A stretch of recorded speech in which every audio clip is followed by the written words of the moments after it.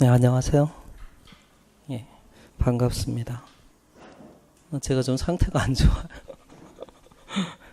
예, 지금 뭐 온열 감기는 개도 안 걸린다는데 몸살을 좀 심하게 앓고 지금 낳고 있는 중이거든요. 그래서 사실은 교직은 서비스직인데 좋은 서비스를 제공하지 못할 것 같습니다. 예, 근데 오늘 그 촬영에 앞서서요, 여러분하고 좀 스케줄을 좀 논의를 하고 싶어서 이건 이제 촬영하기 전에 그 실러버스 있고요. 그 다음에 그 프린트물 중에 실러버스하고 프린트물 중에 그 복습을 위해서 온라인 강의 5개가 있어요. 그 뭐 지난 과정에서 선생님들하고 함께 했던 건데요. 예. 그래서 지금 이제 그 7월부터 저는 11월까지 계속 그 실전 모의고사 풀이로 진행을 하거든요. 예, 그래가지고 보통 한 20개 내지 21개 정도 이렇게 실전 모의고사 문제를 다룹니다. 그럼 한 회당 한 5개 개념이나 이론을 다룬다면 한 몇 개죠? 5개씩 다루면은 20회니까 얼마 안 다루네. 한 100개 정도밖에 안 되는구나. 네, 그래서 좀 이제 이론적인 또 보충도 좀 필요할 것 같아서 실전 모의고사 문제 풀이 해설하고 그 다음에 이제 오후 시간에를 어떻게 활용할 것인가. 그래서 이렇게 온라인 모의고사 문제를 가지고 할 것인가. 지금 나눠드린 이 프린트물 같고요. 예, 이 방법이 하나 있고요. 그러니까 이거는 좀 단원별로 진행을 합니다.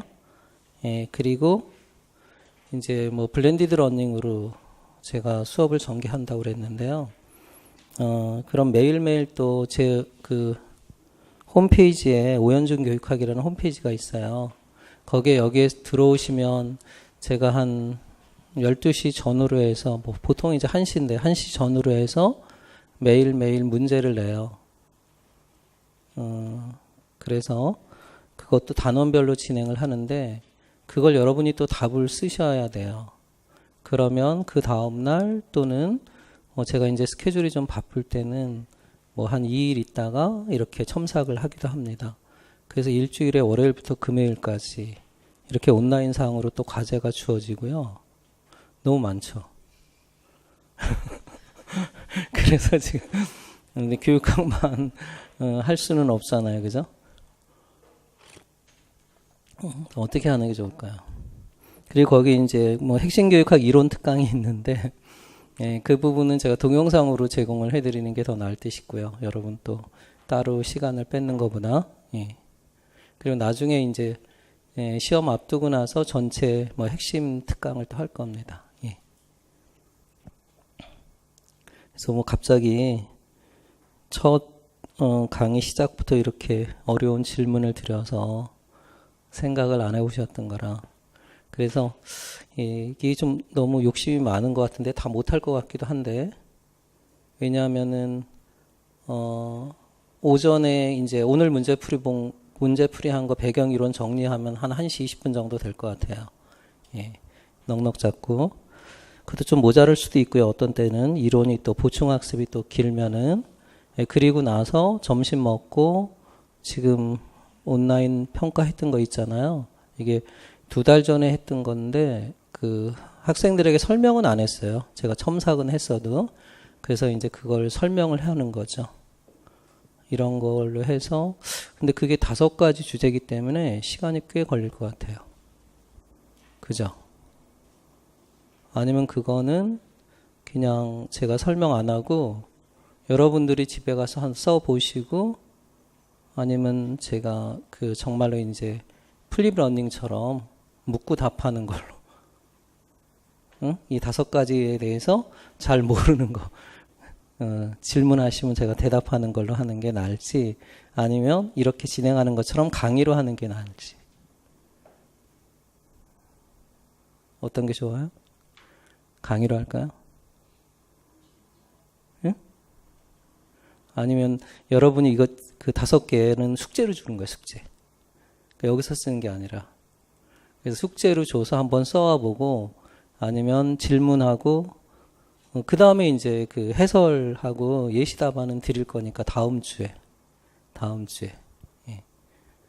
그래서 해설 같은 거 안 하고, 아니면 그냥 강의를 다시 하든가, 아니면 질문하고 답하고 이런 형태로 정리하는 걸로 하든가. 질답하는 게 좋겠죠? 응? 그래서 이제 이 문제와 오늘 문제와 관련된 배경 이론이 끝나면은 이제 플립 러닝식으로 여러분이 자유롭게 지난 과제하고 이번 주제에 대해서 또는 여러분이 교육학 공부한 거에 대해서 모르는 거 있으면 질문하고 저는 답하고 이런 식으로. 그게 나을 것 같아요? 아니면 강의로 해줘요? 원하는데. 그러니까 이게 여러분이 개인차가 다 커서 충분히 공부가 안 된 분들은 더 강의를 들었으면 하는 분도 있고요. 그죠? 예? 질문을 한다는 게 쉬운 건 아니거든요. 그리고 또 질문하면 여러분들이 낯을 가려가지고, 그러니까 혼자 질문하는 건 괜찮은데, 이렇게 공개적인 상에서 질문한다는 거는 좀 실력이 드러나기 때문에 질문을 잘 안 하는 분도 계셔요. 예. 그럼 일단은 강의 형태로 한번 해볼게요. 강의 형태로 일단 해보고, 또 이제 또 지루할 것 같으면 그렇게 질문하고 답하는 이런 형태로 하도록 하겠습니다. 그럼 전체적으로 그럼 이제 정리할게요. 일단 일요일 날은 9시부터 이제 제가 이제 그 촬영할 때 다시 한번 정리해서 언급을 하겠지만 이렇게 문제풀이 한 다음에 오전에 배경이론 설명한다. 예, 그리고 오후에 점심을 먹고 뭐 지금 숫자 정도면은 제가 점심을 드릴 수는 있을 것 같아요. 하기야 뭐 점심 먹기 위해서 제 강의를 듣는 분도 있을 테니까 그 기대를 저버리면 안 될 것 같아가지고 점심은 사드리는 걸로 하고요. 예, 그 다음에 그러면 오후에는 이제 이번 주에 과제 내준 걸 갖고 다음 주 오늘은 그러니까 이거 없이 그냥 이 배경 이론으로 끝나요. 예, 그래서 오후 강의는 이 5개 그 문제 풀이 또 가고요. 강의로 진행합니다. 예, 그리고 이제 월요일부터는 온라인 모의고사를 하니까 여러분들이 뭐 자정 때까지 제가 보통 1시 전후로 문제를 탑재하니까요. 그냥 오현준 교육학 치시면 돼요. 예, 그러면 제 사이트에서 거기 보시면 나오죠. 온라인 첨삭란에 그럼 여러분이 비밀글로 올리시는 거예요. 그래서 여러분이 쓴 답은 제가 개인적 1대1로 첨삭을 하는 겁니다. 예, 그래서 매일 이게 처음에는 좀 너무 부담을 안 드리고 매일매일 교육학의 개념이나 이론을 조금씩 정리한다. 이렇게 생각하시면 돼요. 그래서 금요일까지 진행을 하는 거고요. 예. 그리고 거기 이제 핵심 이론 특강은 제가 동영상으로 제공을 해드릴게요. 예. 지금 여러분이 동영상으로 서비스 되는 게 뭡니까? 서비스 되는 강좌가 뭐예요? 이번 수강 신청에서 1, 2월 강의예요? 1, 2월 강의가 229제인가? 응? 올해 1, 2월 강의가 핵심 교육학 229제예요? 아니면 핵심 교육학이에요? 그거예요? 그럼 이건 안 해줘도 되겠네? 그럼 너무 핵심 이론 특강하고 비슷한데, 교재가. 물론 이 교재가, 다음 달에 새 교재로 나오긴 하는데, 뭐 이론상의 큰 변화가 없으니까, 예. 그럼 이 부분은 뭐 실강인 여러분들에게만 뭐 다른 강의 원하는 강의 있으면은 이런 걸 제공하는 걸로 할게요. 그러면. 예. 자, 그러면 대충 정리가 된 것 같고요. 예, 그러면 시작하도록 하겠습니다. 뭐 다른 거 질문 있으세요? 혹시 강의에 대해서? 낯익은 얼굴들도 있고요. 저랑 나치 익으면 별로 좋은 건 아닌데.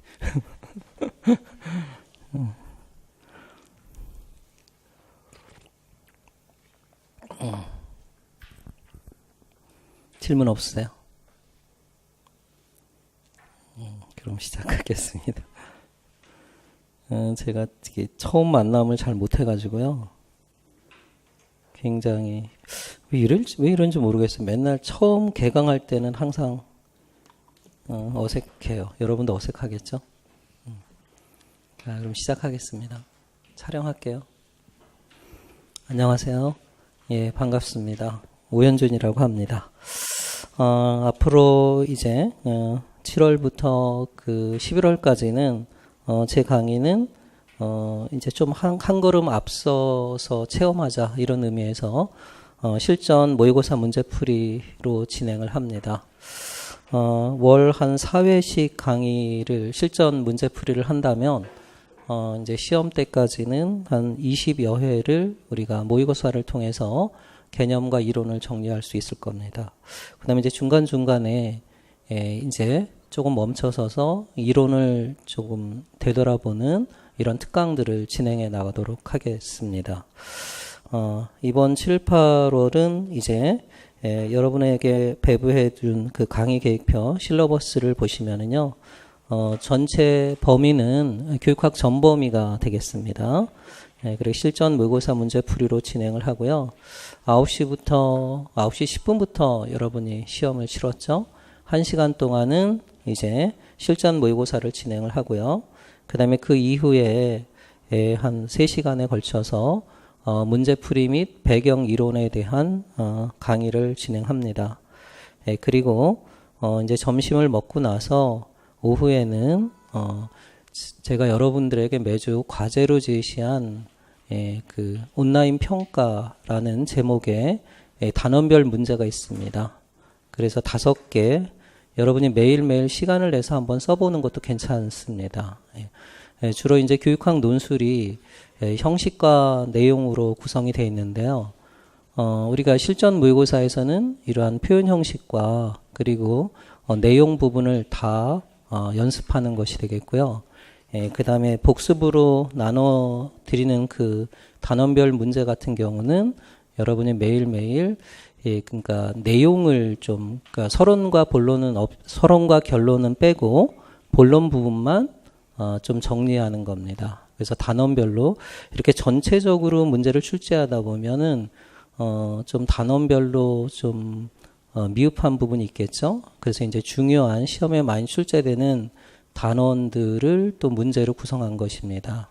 그래서 여러분들이 매일매일 한번 작성을 해보고요. 그 다음 주에 이제 제가 또 배경 이론하고 예시 답안 이런 것을 강의로 진행하도록 하겠습니다. 이번 주는 이제 교육과정 편이니까요. 교육과정은 시험에 빈출되는 영역이죠. 그래서 여러분들이 그러한 과제를 하면서 교육과정의 그 이론들을 다시 한번 복습해 보도록 하시면 되겠습니다. 그리고 나서 이제 그 단원별 모의고사 복습 강의가 끝나면은요, 이제 1대1 첨삭 지도로 진행하는 걸로 해서 마무리하도록 하겠습니다. 그 다음에 또 제 강의의 특징이 온라인 교육과 오프라인 교육을 병행하는 블렌디드 러닝입니다. 플립 러닝이라고 표현하지 않은 것은 플립 러닝은 오프라인 교육에 좀 더 강조점을 두는 거예요.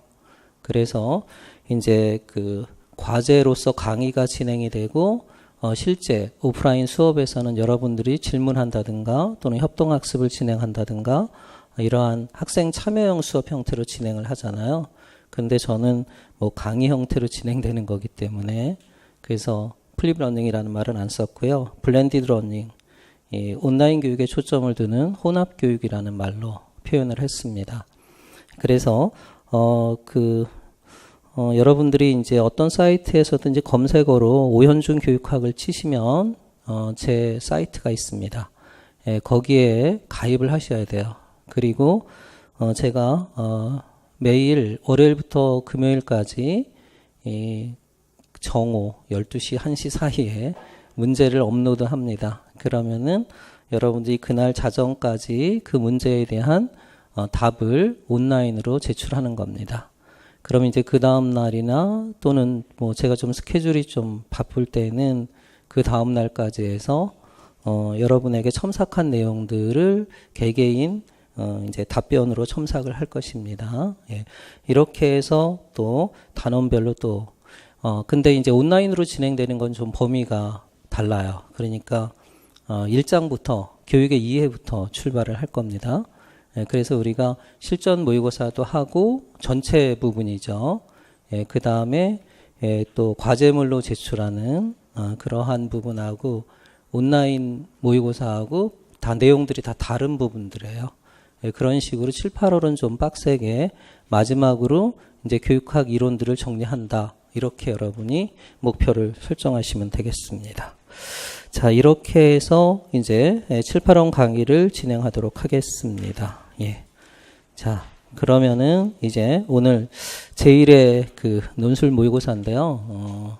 자, 1회를 뭐로 시작할까 고민을 좀 많이 했어요. 예, 그래서 제가 지금까지 출제한 문제들을 쭉 한번 성찰적으로 검토도 해보면서 과연 어떤 주제로 새로운 여러분들을 맞이할까 그런 고민을 했는데요.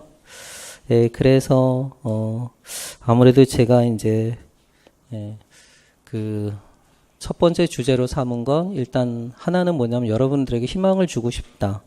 뭐 희망 고문일 수도 있지만 어쨌든 미래의 목표가 우리가 내년도 교사가 되는 거잖아요. 예, 그래서 여러분들이 이제 신규 교사로 임용받았을 때 그 도교육청 교육감이 여러분들을 대상으로 이제 특강을 하는 겁니다.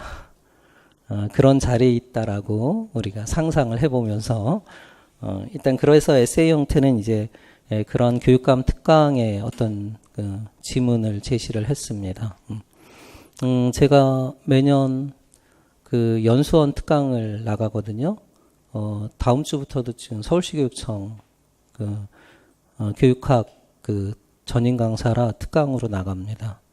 근데 여러분이 아니라 이제 교육행정직 6급, 7급 대상으로 핵심 인재 연수 강의가 17개 시도교육청마다 다 있는데 이 강의가 좀 잘하는지 그래서 계속 수주가 들어와가서 뭐 서울은 한 3년째 계속 하고 있고요. 그 다음에 올해는 또 강원도도 가고요. 강원도 핵심 인재 특강도 가고 또 경기도 이렇게 강의가 계속 잡혀 있어요. 근데 이제 서울 강의를 할 때 그때 이제 신규 선생님들 연수받는 모습 그때 연수하고 겹쳤어요. 근데 이제 조희영 교육감이 그 신규 교사들을 대상으로 그러니까 여러분들이죠. 그 특강을 하더라고요. 전체 다 모아놓고. 근데 우리 때는 사실 그런 거 없었거든요. 제가 교사할 때는. 근데 그런 모습도 좀 오버랩 됐어요. 이 문제를 내면서. 그래서 이제 여러분들이 내년도에 혹시 연수원에서 저랑 만날 수 있으면 참 아름다운 인연이 될 거라고 생각을 합니다. 예, 그리고 이제 교사에게 주제는 뭐로 설정할까 했는데요. 교사에게 교직을 우리가 우리의 아이덴티티를 어떻게 설정해야 하는가 하는 겁니다. 뭐 교직을 보는 굉장히 다양한 관점들이 있지만 그래도 가장 중요한 것은 교직은 아무나 하는 것은 아니다. 그런 관점에서 접근을 할 때 이제 전문직으로서의 교직이라는 관점입니다. 사실은 전문직으로서의 교직의 관점이 굉장히 위기를 맞고 있는 요즘 상황입니다. 그렇죠? 그래서 시험 문제에 막 구성주의도 많이 등장하고 그런 것들이 교직의 관점에서 보면 별로 바람직스럽진 않아요. 왜냐하면 교사의 위상이 점점 시대의 변화에 맞춰서 바뀌어가고 있기도 하고요. 근데 바뀌어가고 있는 것들이 그러한 전문성들이 점점 약화되고 있다는 거죠. 그죠? 그래서 이제 교사라는 용어보다는 뭐 협조자라든가 동반자라든가 뭐 이러한 용어로 불려집니다. 또 이렇게 지능정보화 사회가 또는 4차 산업혁명이 결과한 지능정보화 사회가 도래하면서 뭐 우리가 교육과정 사역자 애플도 언급을 했지만 교사의 전문성이 점점 약화되고 있다. 이러한 기계가 그런 역할을 대신하면서 교사의 전문성이 약화되는 것을 애플은 탈숙련하다 뭐 이런 말로 표현하기도 했습니다. 여러모로 볼 때 교직은 그런 점에서 볼 때 위기에 있고 그 위기의 본질은 어쩌면 전문성의 위기와 맞닿아 있다라고 볼 수 있어요. 그래서 교사로서의 전문성을 어떻게 우리가 제고할 것인가 그런 측면에서 전문가로서 교사가 갖춰야 할 옛날에는 뭐 품성이나 자질 이런 말을 썼지만 요즘은 뭐라고 쓰죠? 역량이라는 말을 씁니다. 그래서 교사가 갖춰야 할 역량이 무엇인가 이러한 주제로 삼아봤습니다. 자, 그러면 이제 제시문 분석하고요. 그 다음에 그 제시문 속에 있는 교육학의 내용적인 것들이 어떤 것들이 있는가 같이 분석적으로 한번 살펴보도록 하겠습니다. 보통 이제 내용들이 요즘은 문제 출제 스킬이 굉장히 발달해서 감춰질 때가 많이 있죠, 그죠? 그래서 예를 들어서 이것이 그 감춰진 지문을 읽고 여러분이 이거는 글레이저의 수업 절차 모형이구나 이런 걸 찾아내는 거잖아요. 근데 저는 첫 시간이라 감추지는 않았어요. 그냥 다 드러냈습니다. 다음부터는 이제 뭐 좀 제 원래 특성이 잘 드러내는 그 문제를 노골적으로 드러내는 것이 아니라 여러분이 분석해서 찾는 그런 문제를 많이 내는데, 그래서 처음인지라 여러분들에게 이제 다 이런 걸 한번 써봐라 하고 제시를 했습니다. 예. 일단 논술의 내용면이 이제 보통 한 15점에서 16점 정도 되죠. 그리고 이제 표현 형식이 4점에서 5점입니다. 예, 그리고 이렇게 본다면 논술의 내용면에서 한 5문제 내지 조금 작년처럼 점수를 분화해서 세분화해서 출제한다면 한 6문제 정도 이렇게 출제된다고 보시면 돼요. 예. 그리고 표현 형식이 4점 내지 5점인데 그 4점 내지 5점은 또 이렇게 구분을 해본다면 주제와 관련된 논의 이러한 것이 한 3점 정도 되고요. 그 다음에 이제 뭐 표현법이나 그 다음에 오탈자 뭐 이런 것들이 한 2점 정도의 배점이 주어진다라고 보시면 됩니다. 근데 사실은 교육학 출제 교수들이 이러한 표현이나 이런 부분들은 뭐 자신 있는 부분은 아니죠. 국어 선생님들이 아닌 이상. 그러다 보니까 이 부분은 작년도 같은 경우는 굉장히 속칭 물채점을 한 거죠. 그러니까 점수가 상당히 작년에는 좋았어요. 그래서 재작년에는 평가원에서 교육학에 대한 학생들의 원성이 꽤 높았는데 작년에는 거의 없었다라고 봅니다. 그래서 이 5점 정도는 표현 부분에 있어서 여러분이 크게 부담을 가지실 필요는 없어요. 그냥 전체적으로 이 논술이라는 것이 논리적으로 설득하는 글이기 때문에 서론과 본론과 결론에 소위 이제 아구가 잘 맞으면 돼요. 뭐 논리적으로 정말로 비약이 너무 심하거나 그렇지 않게 자연스럽게 제시만 된다면 거의 다 만점을 받을 수 있다 이렇게 보시면 됩니다. 그러니까 이제 관건은 내용면에 있어서의 그러한 차이가 드러날 수밖에 없고요. 그래서 아무래도 내용 중심으로 여러분이 준비를 하시면 되겠습니다. 그럼 내용면에 있어서 어떤 내용들이 출제가 됐느냐? 먼저 첫 번째 문제는 가장 기본적인 거죠. 우리가 교사로서 교사를 전문직으로 볼 때 과연 우리가 교사가 되고자 하는 고민을 한 순간부터 교사를 그만둘 때까지 항상 따라다니는 문제는 과연 교육이란 무엇인가 하는 겁니다. 예. 그래서 가장 기본적인 거지만 교육의 개념을 한번 물어봤습니다. 교육을 어떻게 정의해야 할 것이냐. 근데 이제 과거의 전통적인 개념이 이제 인간 행동의 계획적 변화다라고 하는 거죠. 근데 그러한 개념은 지금은 많이 도전을 받고 있습니다. 그런 점에서 이러한 인간 행동의 계획적 변화로 정의하는 방식, 그걸 우리가 보통 조작적 정의라고 하죠. 이러한 조작적 정의, 이 키워드를 잘 찾아내셔야 됩니다. 그리고 그러한 조작적 정의가 가지고 있는 한계, 문제점입니다. 이게 조금 어려울 수 있어요. 그 다음에 이제 두 번째 문제는요, 교사가 전문직이라고 하는 것은 일단 방법의 전문가라고 볼 수 있어요. 그러니까 우리는 가르치는 내용, 그러니까 교과 지식의 전문가는 아니죠. 교과 지식의 전문가는 뭐 학자들이나 이런 사람들이 전문가가 되겠고요. 우리는 교과 지식의 전문성을 추구하지만 사실 그거보다는 방법의 전문가라고 볼 수 있어요. 그러니까 교사는 라이겔수가 교수 설계의 세 가지 변인 중에서 제시했던 교사의 역량이 드러나는 게 바로 무슨 변인이다? 방법 변인이다 하는 겁니다. 그래서 방법이 메소드잖아요. 그러니까 여러분들이 메소드 연기를 하셔야 되는 겁니다. 수업 시연할 때 보니까 저는 참 놀랐어요. 이렇게 여러분들 이렇게 보여지는 모습하고 수업 시연할 때 보면 정말 연기자들 같아요. 그래서 이러한 교수 방법의 전문가라고 볼 수 있는데, 그럼 이제 교수 방법을 우리가 구안하는 것을 설계라고 합니다. 그래서 교수 설계의 여러 가지 모형들이 있는데 그 중에서 가장 오래된 모형이 바로 글레이저의 절차 모형이 되겠습니다.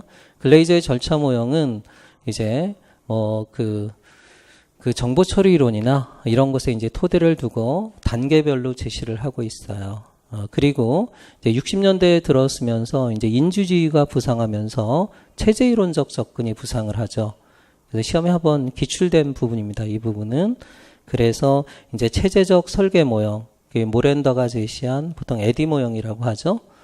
이러한 두 가지 교수 설계 모형의 앞에 두 단계를 설명하는 것이 두 번째 문제입니다.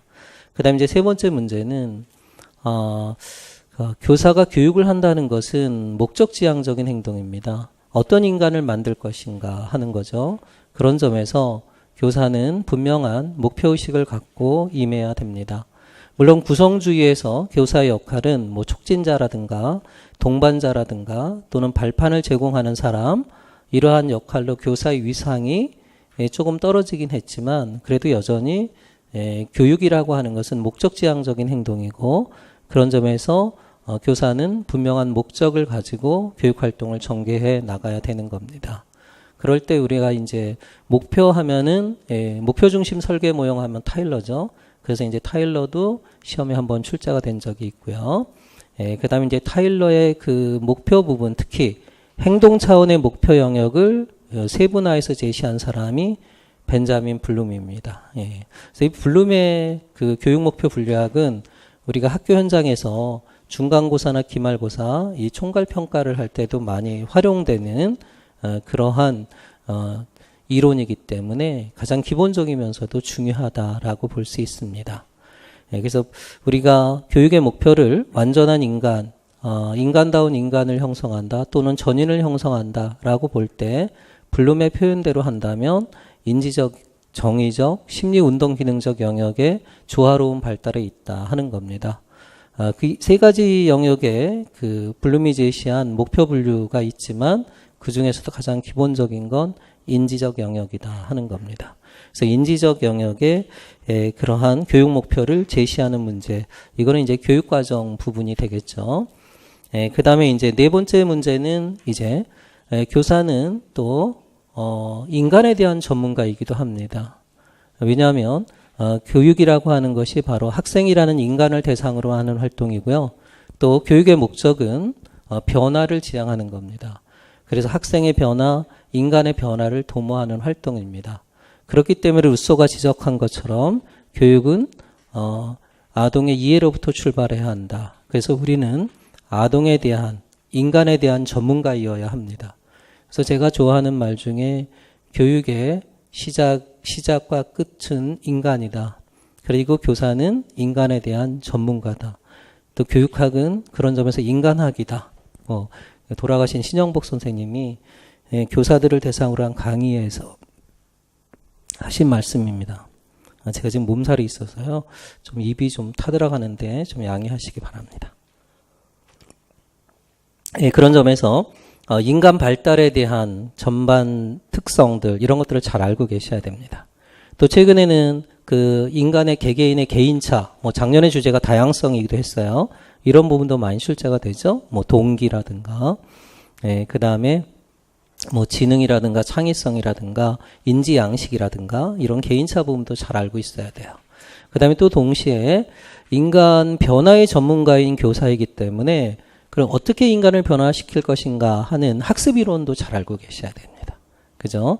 그래서 이제 행동주의 학습 이론이라든가, 그 다음에 인지주의 학습 이론이라든가, 그 다음에 사회 학습 이론이라든가, 인본주의 학습 이론, 이런 학습 이론들의 그 기본적인 지식들을 알고 있어야 돼요. 또 행동주의는 어떤 행동이냐에 따라서 우리가 수의적 행동이냐 불수의적 행동이냐에 따라서 또 이제 파블로프하고 스키너 이론을 만나게 될 텐데요. 그리고 각 그러한 심리학적 이론들의 이론을 구성하는 기본 개념을 또 숙지하고 있어야 되겠죠. 그래서 네 번째 문제는 그러한 학습 이론을 구성하는 학습 이론의 기본적인 중요한 개념들을 묻고 있습니다. 체계적 둔감화는 이제 파블로프 고전적 조건화에 있어서의 그러한 불수의적 행동, 특히 불안이나 공포를 제거하는 방법으로서 상담 이론이라든가 학습 이론에서 많이 출제되는 거고요. 그 다음에 이제 프리맥의 원리는 정적 강화의 한 형태죠. 그래서 스키너의 조작적 조건 형성에서 행동 수정 기법에서 우리가 접했던 기본 개념이라고 볼 수 있어요. 그 다음에 메타인지는 정보 처리 이론의 중요한 요소이기도 합니다. 이렇게 학습 이론을 구성하는 개념들 그리고 이론들을 또 잘 알고 있어야 된다 하는 겁니다. 그 다음에 이제 마지막으로 교사가 전문직이라고 하는 것은 또 전문가로서의 역할을 수행한다는 것은 목적의 중요성도 이야기를 했지만 이렇게 비전, 철학을 갖고 있어야 한다 하는 겁니다. 사실 교육학 논술로 되면서 철학이 시험에 한 번도 등장하지 않았다는 것은 뭐 교육학을 전공한 저 입장에서 또는 교사 생활을 해본 제 입장에서 볼 때도 상당히 이게 좀 불행한 문제다 이렇게 볼 수 있어요. 철학이 한 번도 시험에 출제되지 않았다. 이유는 간단하거든요. 채점하기 어렵다는 거죠. 그런데 사실은 이 철학이 없는 시대라고 하는 것은 어찌 보면 불행한 시대라고 볼 수도 있습니다. 물론 우리 세대가 포스트 모던한 이성보다는 감성이 더 충만한 시대라고 보긴 하지만 그래도 여전히 인간이 위대한 점은 이러한 철학을 가지고 살고 있다. 이런 가치 지향성을 가지고 있다. 그런 측면입니다. 그래서 아마 교육학 논술에서 철학이 시험 문제에 등장한다면 교육학 논술 시험의 가치는 보다 높아질 거라고 생각을 합니다. 그래서 현대 어떤 인간과 세계를 이해하는 굉장히 다양한 복잡한 철학들이 있는데 그중에 대립되는 두 개의 철학을 묻고 있어요. 그러니까 인간과 지식이나 이런 관점에서 서로 대립되는 게 바로 진보주의와 항존주의라고 볼 수 있습니다. 그러니까 오늘날 항존주의는 이제 인문 교양 교육을 강조하잖아요. 그러한 교육의 바탕이 되는 게 바로 항존주의고요. 또 여전히 시대적 상황을 무시할 수 없게 영향을 주고 있는 게 바로 이제 또 진보주의가 되겠습니다. 특히 지난 63 지방선거에서 진보적 교육감이 대거 당선이 됐죠. 그런 진보적 교육감들의 어떤 철학이 그 배경이 되는 철학이 있다면 그건 진보주의라고 볼 수 있어요. 그래서 이제 진보주의와 그다음에 이제 항존주의 이 대립되는 철학에서 추구하는 교육 목적이 뭐냐 하는 거고요. 그다음에 그 두 가지 철학이 또 어떤 점에서 그 한계나 단점을 가지고 있느냐. 이것이 마지막 문제가 되겠습니다. 자, 이렇게 해서 이제 교육의 이해 파트에서 교육의 개념을 한번 물어봤고요. 교수 학습 이론에서는 교수 설계, 그리고 교육 과정에서는 교육 목표, 그리고 교육 심리학에서는 이제 학습 이론의 주요 개념들, 그리고 교육 철학에서는 현대 교육 철학 중에서 진보주의와 항존주의를 문제로 출제를 해본 겁니다. 자, 그러면 우리가 한번 제시문 분석해 보고요. 어떻게 글을 써 나갈 것인가, 글 틀 잡는 것까지만 해서 이번 강의를 마무리하는 걸로 해볼게요. 자, 다음은 모모도 교육청에서 2019학년도 신규 임용 교사들을 대상으로 진행한 교육감 특강 중의 일부이다. 발췌한 특강 부분은 전문직으로서의 교직과 전문가로서의 교사에 대한 이해 차원에서 5가지 내용으로 구성이 되어 있습니다. 그 첫 번째가 교육이란 무엇인가 교육관이고요. 두 번째가 수업 설계 부분이고요. 세 번째가 교육 목표. 수업 설계할 때 가장 우선하는 게 교육 목표죠. 그 다음에 이제 네 번째가 이제 인간 행동의 발달과 학습. 그리고 다섯 번째가 교육 철학에 관한 내용을 발췌한 것이다. 이 내용을 바탕으로 이 다섯 가지 요소를 활용해서 전문가로서의 교사가 갖춰야 할 역량이라는 주제로 논술의 형식이죠. 서론, 본론, 결론의 형식을 갖춰서 논하는 문제가 되겠습니다. 예. 자, 그럼 이제 제시문 한번 분석해 볼게요. 여러분도 잘 아시겠지만 교사는 교육 전문가이며 교직은 교육 전문직입니다. 자, 첫 번째 문제와 관련된 지문이 나오죠. 교육을 인간행동의 계획적 변화로 정의한다면, 자, 이런 정의를 조작적 정의라고 합니다. 교육이라는 그 추상적 개념이죠. 이 교육의 추상성, 개념의 추상성을 제거하고 관찰 또는 측정 가능한 형태로 정의하는 것을 조작적 정의라고 합니다. 이 조작이라는 말이 교육학에 꽤 등장을 하는데요. 예, 이렇게 조작이라는 단어를 또 많이 썼던 대표적인 인지심리학자가 삐아제죠. 그죠? 예, 삐아제에게 있어서 조작이라고 하는 것은 정보를 머릿속에서 변형하는 능력, 이러한 논리적 사고를 조작이라고 불렀어요. 또 조작이 또 어디 나오냐? 이 조작적 정의가 필요할 때가 언제냐면은 논문 쓸 때입니다. 특히 양적 연구, 실험 연구를 바탕으로 논문을 쓸 때, 구인 타당도에서 조작적 정의가 또 한 번 나오죠. 예. 자, 근데 이 조작적 정의는 과학자들이 선호하는 정의 방식이라고 하는 겁니다. 그러니까 기본적으로 교육학이라는 학문은 어떤 성격을 갖고 있느냐 하는 논쟁하고도 관계가 있는데요. 이렇게 자연과학자들이 선호하는 것이 조작적 정의인데, 그러다 보니까 교육학을 경험과학이나 자연과학으로 접근하는 거죠. 근데 이걸 비판적으로 보는 학자들도 많죠. 왜냐하면 경험과학이나 자연과학처럼 교육을 정의하다 보면 결국은 경험과학에서는 가치 지향성을 강조합니까? 아니면 가치 중립성을 중시합니까? 가치 중립성. 이러한 가치에 대한 논의를 배제할 수밖에 없다는 겁니다.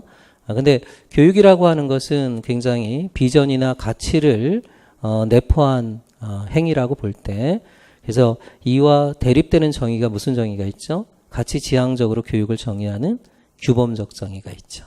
그리고 그러한 규범적 정의의 대표적인 학자가 이제 피터스가 있습니다.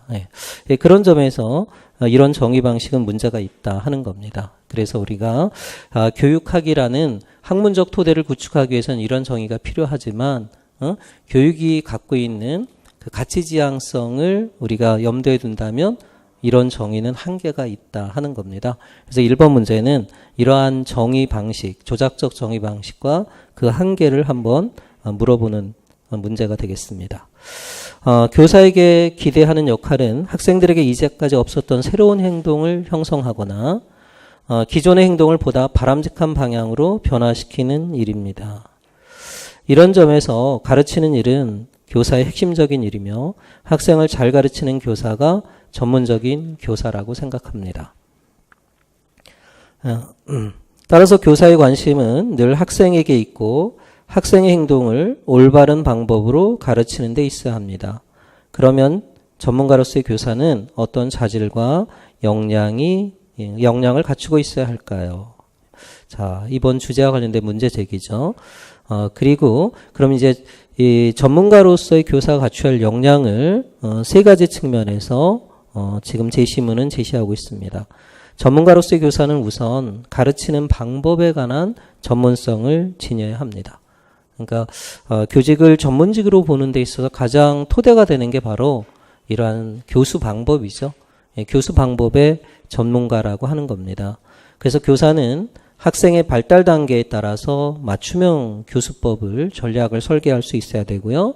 또 가르치는 교과 내용에 따라서 그에 알맞은 이제 또 교수학습 방법을 전개할 수 있어야 됩니다. 뿐만 아니라 어떻게 하면 잘 가르치고 또 학생이 잘 배울 수 있는지 효과적으로 수업을 설계할 수 있어야 됩니다.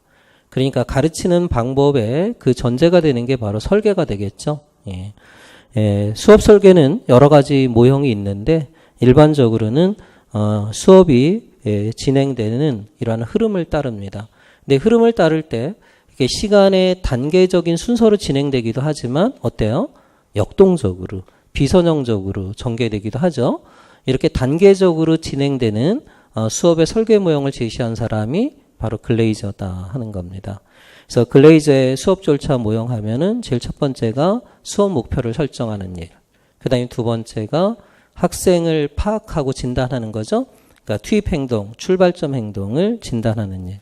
그리고 세 번째가 제가 지금 여러분에게 하는 것처럼 수업 절차죠. 예. 그리고 네 번째가 이제 평가, 성과를 평가하는 이러한 프로세스로 진행이 된다 하는 겁니다. 그 다음에 이제 60년대 들었으면서 이러한 단계적 모형에 대한 지적이, 비판이 잇따르면서 인지주의 이론의 토대를 둔 비선형적 모형, 체제적 접근 모형들이 많이 등장을 하죠. 가네의 모형이라든가 디카케리의 모형이라든가 이런 것들은 체제적 설계 모형이에요. 그 체제적 설계 모형의 그러한 일반적인 요인들을 추출해서 제시한 사람이 바로 이제 모렌다인데요. 이게 이제 일반적 체제적 설계 모형이 되겠다. 그럼 체제적 설계 모형에서 공통적으로 들어있는 5가지 단계가 있다는 거죠. 그걸 그래서 우리는 에디 모형이라고 합니다. 그 첫 번째가 분석이고요. 두 번째가 설계, 세 번째가 개발, 그리고 네 번째가 실행, 그리고 마지막이 평가가 되겠다 하는 겁니다. 네, 이제 그래서 이제 2번 문제가 나오는 거죠. 이 2가지 모형의 앞에 2단계를 각각 설명하는 문제가 되겠습니다. 또한 전문가로서의 교사는 자기가 가르치는 교과목에 대한 전문적 지식을 갖고 있어야 됩니다. 그래서 내가 영어를 가르친다면 영어에 대한 그러한 기본적인 지식들을 알고 있어야 돼요. 그래서 교사는 이런 점에 있어서 진리란 무엇인가, 참다운 지식은 무엇인가, 이런 거에 대한 고민도 있어야 됩니다. 그 다음에 또 하나, 인간 행동의 발달과 학습에 관한 지식도 소유하고 있어야 됩니다. 그래서 교사는 인간학의 전문가이고요. 또 동시에 인간의 변화를 담당하는 전문가입니다. 왜 부모님들이 자기 자녀를 가르칠 수도 있지만 여러분들에게 보내는 이유는 뭐죠? 저도 뭐 자녀가 있지만은 부모 말을 안 듣거든요. 근데 학교에 보내면 선생님 말은 잘 들어요, 안 들어요? 안 듣나요? 부모 말보다 훨씬 더 잘 듣죠, 그죠? 예, 그런 점에서 교사는 이러한 인간 변화의 전문가라고 볼 수 있어요. 예. 예, 그래서 아마 여러분들이 느끼는 기쁨은 저는 그런 걸 많이 맛봤는데요. 일단 여러분들이 시험에 합격하는 거, 이것도 변화한 거잖아요. 그죠? 그러니까 처음 모의고사 볼 때 여러분을 채점할 때 뭐 8점이다. 이거 꽈락하겠네. 예, 그랬는데 어느 정도 지나면서 와, 만점이다. 이렇게 변화되는 여러분의 모습을 보잖아요. 그죠? 이렇게 변화를 지켜보는 거, 그게 상당한 기쁨입니다. 예. 그러니까 제가 이제 아무래도 학교에서의 그런 변화는 크게 잘 안 나타나는데 아무래도 입시나 이런 걸 가르치다 보면은 점수나 이런 걸로 막 드러나잖아요. 뭐 그 이전에 뭐 공무원 가르칠 때나 5급 승진 가르칠 때도 100점 만점인데 뭐 28점 맞던 사람이 92점 맞는 거. 그런 걸 보면은 굉장히 기쁘죠. 그래서 아무래도 여러분들은 그러한 자잘한 아이들의 행동의 변화에서부터 출발해서 그러한 커다란 아이들의 인생을 바꿔놓는 그러한 위대한 역할을 하는 전문가라고 볼 수 있습니다. 예. 또 이제 세 번째 문제가 나오죠. 블룸은 근데 그 변화가 일정한 지향성을 갖고 있어야 되는데 그 지향성이 바로 목표라고 하는 겁니다. 벤자민 블룸은 인간의 행동을 크게 인지적인 영역, 정의적 영역, 심리운동 기능적 영역으로 구분하고 있습니다. 그러니까 우리가 보통 지덕체라고 하는 것을 이렇게 학술적으로 제시한 사람이 블룸입니다. 이러한 세 가지 영역이 고르게 발달하는 것이 바로 전인교육이라고 볼 수가 있죠. 예. 그럼 블룸의 입장에서는 뭐 현대적으로 일반적인 교육 목표가 자아실현인데 이 세 가지 영역이 골고루 발달하는 것이다. 근데 이 블룸의 입장에서 우리나라 교육을 볼 때 과연 우리나라 교육은 어떤 측면에 강조점을 두고 있나요? 이 세 가지 영역을 지금 조화롭게 발달시키고 있나요? 아니면 한 가지 영역에 치우쳐 있나요? 한 가지 영역에 치우쳐 있죠. 특히 어떤 영역에? 인지적 영역에 치우쳐 있다. 그리고 이제 세 번째 문제가 나왔어요. 그럼 블룸이 제시한 인지적 영역의 그러한 세분화된 목표는 6가지잖아요. 복잡성의 원칙에 따라서 지식, 이해, 적용, 분석, 종합, 평가 6가지 영역입니다.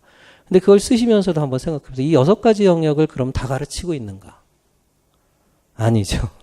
그죠? 심지어 여러분들 교육학 논술을 하면서도 6가지 영역 다 가르칩니까? 아니죠. 암기하라고 하잖아요. 그러니까 이 지식이나 이해 영역이나 또 기껏하면 적용력까지만 배운다는 거죠. 그러니까 사실은 교육학 논술에서도 논술이라고 하는 것은 사실 비판 능력까지 출제를 해야 되는 거 아닙니까? 근데 그런 문제가 나와요, 안 나와요? 안 나오고 있다는 거죠. 그러면서 아이들에게는 이 고등 정신 능력을 가르쳐라 하는 것 자체가 어찌 보면 모순이라고 볼 수도 있어요. 이렇게 보면 사실은 우리가 학교에서 가르치고 있는 영역이 굉장히 극히 일부라는 거, 이런 점이 또한 알 수가 있습니다. 이런 점에서 볼 때 사실은 우리가 이제 교육 과정에서도 정말로 중요함에도 불구하고 가르쳐지지 않고 있구나 하는 것이 이제 영교육 과정이잖아요. 그런 영교육 과정의 개념도 떠올려 볼 수 있습니다. 어찌 됐건 이제 세 번째 문제는 블룸입니다. 그 다음에 이제 출제는 안 했지만 정의적 영역도 잘 알고 계셔야 돼요. 왜냐하면 최근에는 이 정의적 영역의 그러한 평가의 중요성이 굉장히 부상하고 있다 하는 겁니다. 그래서 이 부분이 출제될 가능성이 높습니다. 그 다음에 각 발달, 그 다음에 인간의 세 가지 영역이 어떻게 연령의 증가에 따라 발달하며 각 발달 단계에 맞는 인간의 행동에 대한 이런 지식을 갖추고 있어야 합니다. 사실 이 부분도 문제에 나올 수는 있겠죠. 그죠? 인지 발달과 비인지 발달로 나누어서 피아제, 비고츠키, 그 다음에 에릭슨이라든가, 그 다음에 콜버그, 이러한 발달 이론도 출제가 될 수 있습니다. 그리고 이제 네 번째 문제와 관련된 영역이죠. 학습을 통한 인간 행동의 변화에 대한 여러 가지 학습 이론들입니다. 행동주의, 인지주의, 사회학습, 인본주의 등 심리학의 제반 학습 원리와 방법에 관한 지식과 기법을 습득하고 있어야 합니다. 그래서 이제 네 번째 문제가 이런 학습 이론의 토대가 되는 기본 개념을 묻고 있습니다. 행동주의는 파블로프와 스키너로 대표되는데요. 고전적 조건화에서 이제 핵심 개념 중에 하나인 체계적 둔감화, 그 다음에 스키너의 조작적 조건화 중에서 강화가 핵심 개념인데요. 그 정적 강화 중에서 프리맥의 원리를 묻고 있고요. 인지주의, 정보처리 이론의 핵심 구성 요소인 메타인지를 묻고 있다 하는 겁니다. 반두라 사회학습 이론은 한번 출제가 되었죠. 핵심 용어를 쓰는 문제가 출제됐었습니다. 그래서 모델링이라든가 대리적 강화라든가. 자, 마지막으로 교사는 자기 나름의 확고한 교육 철학이 있어야 합니다. 교사는 인간을 인간답게 교육하는 일이 주된 일이기 때문에 각자 교육에 관한 명확한 철학적 관점을 가지고 있어야 합니다. 이 부분은 굉장히 중요해요, 여러분. 그리고 이 부분은 어디에서 평가될 수 있을까요? 우리가 교육학 논술에서는 지금까지는 평가 문제로 출제가 되진 않았잖아요. 그럼 어디에서 출제할까요? 2차 시험에서. 2차 시험에서. 그리고 여러분 작년부터 2차 시험의 비중이 점점 높아지고 있죠. 그리고 서울시 교육청도 2차 시험에 그러한 시간을 더 늘린다고 했죠. 그죠? 한 15분 정도로 늘린다고 했어요. 그럼 이제 2차 시험에서 이런 부분을 집중적으로 점검을 할 것입니다. 그렇기 때문에 사실은 제가 볼 때 이제는 1차로 당락을 좌우하는 시대가 점점 지나가고 있다. 왜냐하면 지금의 시험의 추세가 이런 필기고사 위주로 가는 것이 아니라 전인적인 역량평가에 초점을 두는 거잖아요. 그래서 2차의 비중이 점점 높아지고 있어요. 그런 점에서 볼 때 여러분이 어쩌면 1차보다는 2차를 준비하면서 교육학을 공부하는 게 훨씬 더 여러분에게 좋은 계기가 될 거라고 생각을 해요. 그러니까 1차 위주로 교육학 논술을 준비한다면 그냥 쉬운 거 기본적인 것만 하면 돼요. 그죠? 하지만 2차까지도 영향을 준다라고 생각한다면 교육학의 그 각각의 이론들을 여러분이 잘 알고 있어야 돼요. 예. 그래서 작년에 서울 시험을 본 친구들은 그런 걸 많이 느꼈을 겁니다. 그래서 교육학 전 분야에 대한 개념과 이론들을 알고 있고 그런 걸 잘 표현할 수 있어야 됩니다. 예. 그 다음에 교사가 철학을 갖고 있다는 것은 인간의 기본 문제, 여기서 이제 철학의 영역이 나오죠. 즉 나는 누구인가 하는 겁니다. 자, 이렇게 철학의 영역은 철학이라는 게 철학을 어원적으로 볼 때 애지의 학문, 지혜를 사랑하는, 탐구하는 학문이라고 보잖아요. 그럼 철학의 탐구 대상이 첫 번째, 나는 누구인가? 인간이란 무엇인가? 이런 걸 뭐라고 하죠? 존재론이라고 하죠. 사변 철학이라고 하는 겁니다. 예. 또 나는 어디에서부터 왔는가? 이런 겁니다. 또 진리란 무엇인가? 하는 거죠. 알미란 무엇인가? 결국 이거는 철학의 영역 중에서 그럼 어떤 영역이죠? 인식론이죠. 그 다음에 뭐 구성주의다 이런 것들은 다 인식의 방법론이라고 볼 수 있어요. 그 다음에 이제 선하다는 것은 무엇인가? 그 다음에 아름답다는 무엇인가? 미추, 선악 이런 걸 탐구하는 것은 뭐라고 불러요? 가치론이죠. 규범 철학입니다. 그런데 지금 철학이라고 하는 것은 이렇게 문제를 제기하는 거잖아요. 그리고 그 문제에 대해서 답을 찾아 나서는 과정이잖아요. 이렇게 문제를 제기하고 답을 찾는 과정에서 사고의 모순이 있어서는 안 되는 거죠. 이러한 철학의 방법론을 우리가 뭐라고 합니까? 논리학이라고 하는 겁니다. 이렇게 철학은 4가지 영역들이 있다 하는 겁니다. 그럼 결국 교육 철학이라고 하는 것은 이러한 철학의 4가지 영역을 바탕으로 교육 현상, 교육의 본질을 탐구하는 학문이다. 이렇게 볼 수도 있는 겁니다. 자, 이러한 문제들을 합리적으로 해결하기 위해서 교육 철학적인 관점은 굉장히 다양한 관점들이 있다는 거죠. 진보주의도 있고 항전주의도 있고 실존주의도 있고 분석 철학, 비판적 교육 철학, 포스트 모더니즘 이런 것들이 있다. 이 시대를 특징 짓는 것은 포스트 모더니즘이죠. 그러니까 모더니즘이 인간을 이성적, 합리적 주체로 보았다면 포스트 모더니즘은 반합리주의, 즉 감성적 주체로 본다는 겁니다. 그래서 어떤 측면에서 보면 지금은 이성의 시대가 아니라 무슨 시대? 감성의 시대. 감성의 시대. 그래서 여러분 뭐 미투 운동이라든가 그 다음에 문재인 정권을 탄생시켰던 촛불혁명 이런 것들은 포스트 모던했기 때문에 가능합니다. 사실은 이 분노라는 감성이 승화시킨 사건이라고 볼 수 있어요. 감성 세대가 이러한 사실은 모던한 80년대, 70년대 그렇게 운동권에서 격렬하게 저항을 했지만 정권을 바꾸지는 못했거든요. 근데 이러한 감성이 정권을 변화시켰다. 이건 굉장한 힘이라고 볼 수 있어요. 그 다음에 우리 시대 또 여러분을 비롯해서 많은 젊은이들의 어떠한 헬조선이라든지 그러한 마인드 속에, 기저 속에 있는 철학이 있다면 비판이론이라고 볼 수 있죠. 그 다음에 이러한 다양한 철학들이 우리가 이렇게 명명하지는 않더라도 우리의 생각과 행동을 지배하고 있다. 이렇게 볼 수 있어요. 그래서 교사들은 이러한 교육 철학 중에서 하나의 철학적 관점을 견제하는 게 굉장히 좋습니다. 여러분이 면접할 때도 나는 진보주의적인 마인드, 나 이게 내 마음에 든다. 그럼 이런 관점에서 문제를 접근한다면 일관성 있게 또 평가위원들은 그런 점들을 높이 사서 여러분에게 점수를 줄 수 있어요.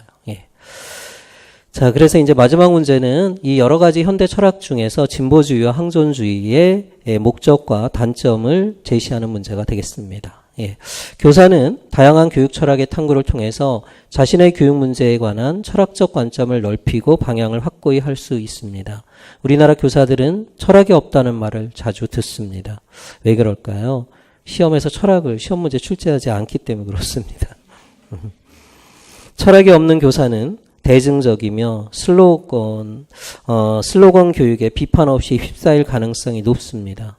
따라서 교사는 건강한 철학을 가지고 단순히 지식을 전수하는 차원을 넘어 한 인간을 인간답게 교육하기 위해서 끊임없이 탐구해야 할 것입니다. 예. 사실은 이런 강의를 하는 교육감은 없습니다. 그죠? 그게 좀 우리 시대에 좀 아쉬운 점이기도 하지만, 이렇게 해서 우리가 제시문과 문제들을 한번 분석을 해봤고요. 그럼 이제 조금 쉬었다가, 이제 글의 틀까지 좀 잡는 걸 하려고 했는데 다음 시간에 할게요. 글의 틀을 어떻게 잡고, 그 다음에 배경 이론, 공부해 보도록 하겠습니다.